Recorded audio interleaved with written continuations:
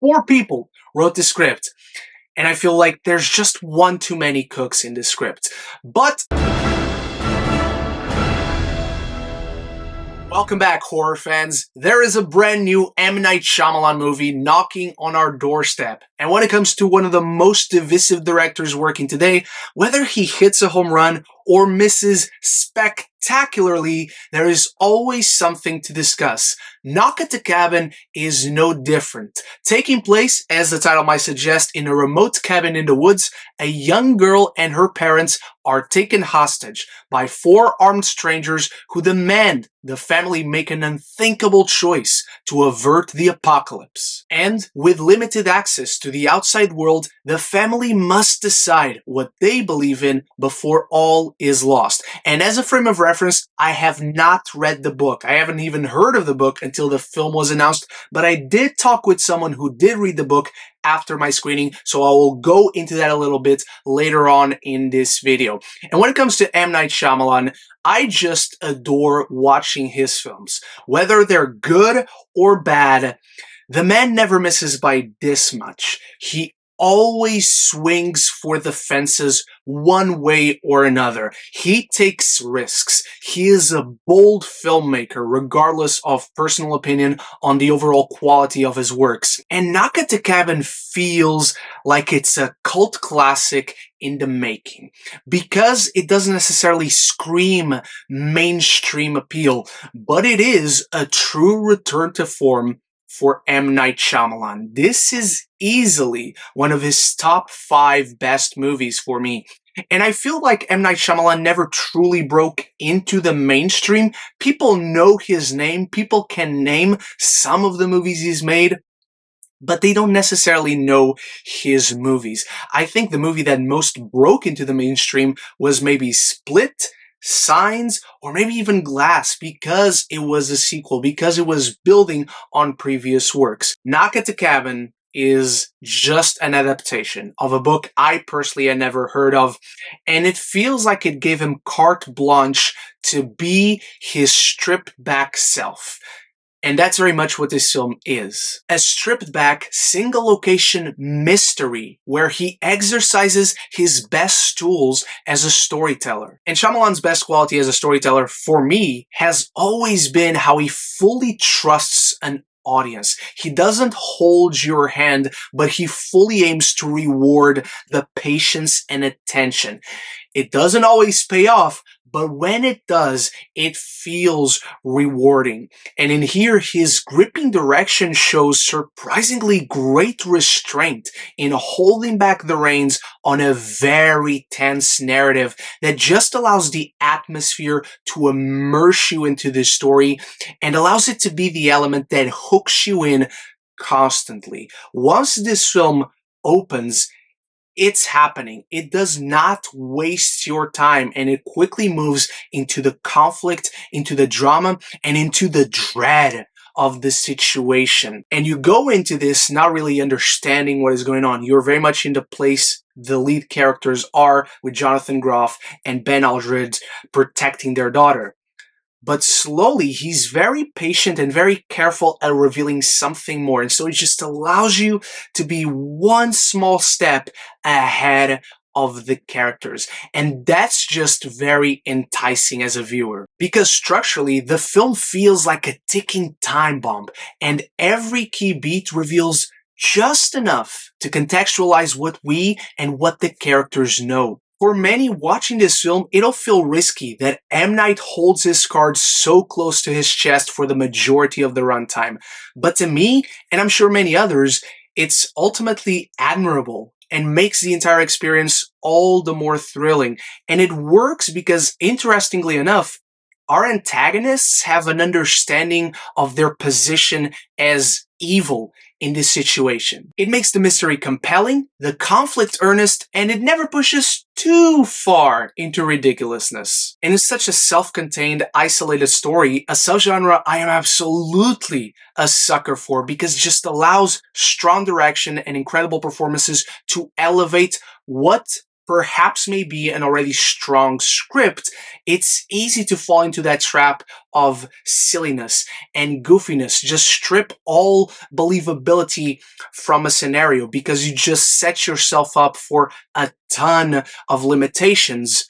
But M. Night Shyamalan proves himself smart enough to take us out on the cabin into flashback sequences at key beats in the film that elaborate on the world, on the characters' worldview, and make us understand a little bit more of the characters we're rooting for and why we are rooting for them. And the cast really makes it work. Jonathan Groff, Ben Alridge, and their young child are very easy to root for because they're just so vulnerable through this entire film, where their lives and their privacy are being invaded and violated throughout. But what makes it compelling is the guilt, the sorrow on our antagonist, whether it's Rupert Grint or Dave Bautista. This man is an absolute superstar and continues to prove himself an utterly captivating screen presence.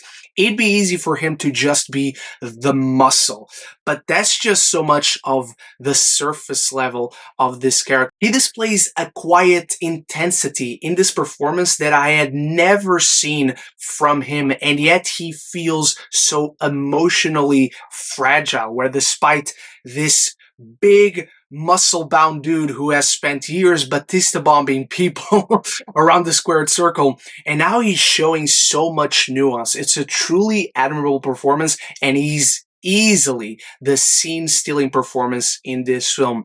Now, the film does fall into a little bit of trappings, and again, I have not read the book, but my biggest issues with this film came from the third act. And after the film, I'm not going to spoil anything, but I talked with someone who had read the book, and they said that apart from the third act, it is a pretty faithful adaptation. Yet, I was told, I don't know this for a fact, I was just told, the book feels ballsier when it comes to its ultimate conclusion. The third act of the film is really where you see the most changes, and to me, it's where the film got less interesting.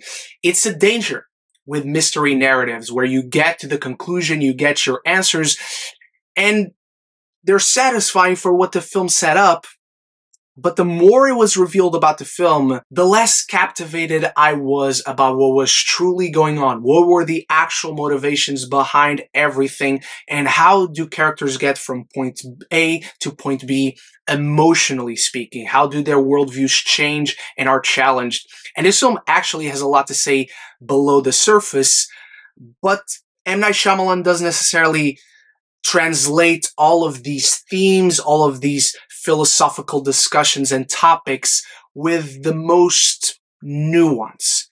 It's tricky. It's not an easy task, but I feel that it comes a point in this film where he just uses characters to give out the answers and just tell us everything. And for the most part in this film, he really shows restraint. He really shows an understanding for rewarding the audience's patience, but there are ways of giving answers that could have been much more satisfying. And I don't know if the third act meets the quality of the first two. I think through the years, M. Night has lost a ton of his nuance. Where in Unbreakable, you don't get a conversation between father and son. You just have Bruce Willis giving the newspaper to his son, and there's a look, and that's it. And to me, Knock at the Cabin has one too many conversations clearly spouting out the meanings and deeper understandings of what the film was trying to discuss. And it was just dealing with the emotional state of characters, with how characters perceive the world and one another.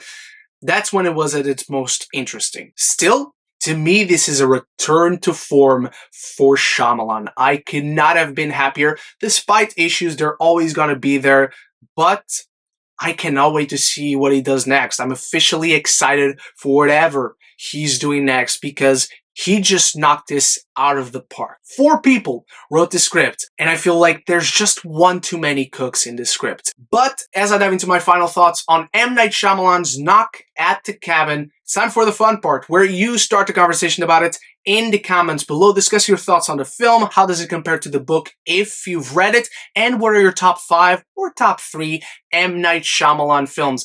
Anything and everything down there in the comments below. And if you enjoyed this review, there's many more like it right up here. Many more to come. I will perhaps do an M Night Shyamalan ranking. So if you like this review and want to talk more movies and TV, this is the place to be. Consider clicking that subscribe button and you won't miss any future conversations on your favorite movies and TV. M Night Shyamalan boasts his best atmosphere in years with Knock at the Cabin. The suspenseful single-location experience offers terrific thrills and performances, with Dave Bautista as the standout. The writing itself does yearn for a bit more of the sophistication present in the performances, but his direction is enthralling at every second.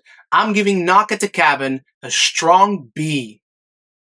That is my review of M. Night Shyamalan's Knock at the Cabin. Thank you so much for watching. It is my favorite movie of the year so far, so I hope you enjoy it as well. Big shout out to my channel members for always supporting the channel, and I'll be back very soon. So until the next one, love each other and love the movies.